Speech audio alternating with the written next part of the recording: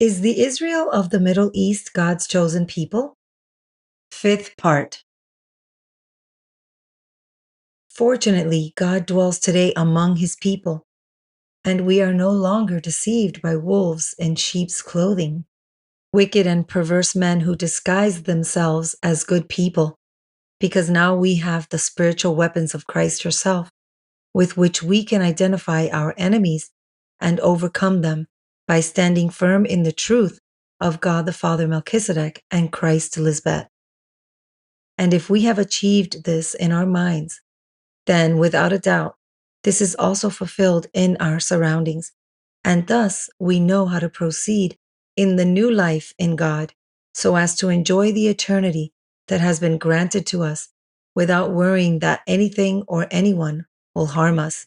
Because if God is with us, who will dare to be against us? No force or enemy can defeat us, whether spiritual or physical, because the love of your heavenly mother, Christ Lisbeth, sustains you, and the certainty of the love between God the Father and Mother Melchizedek Lisbeth is the triumph of their faith in one another. Therefore, praise be to God the Father and Mother Melchizedek Lisbeth, the gods of eternal holiness and justice of heaven, forever and ever. Therefore, do not be troubled by fearful thoughts, nor be intimidated by what you hear or see, even if it may seem like a victory for the enemy. For Christ herself has promised to be with the faithful until the end of the times, and she is here right now fulfilling that promise.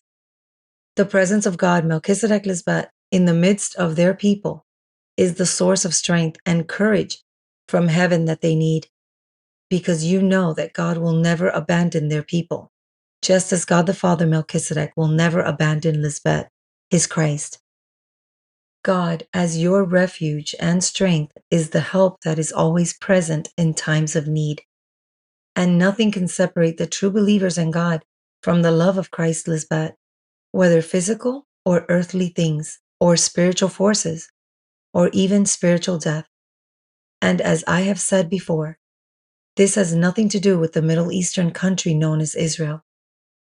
God has promised to never forsake nor abandon his people, and that is a fact among us today, because God the Father Melchizedek did indeed save his Christ, Lisbeth, who was dead in the previous dispensation, and you are faithful witnesses to that event.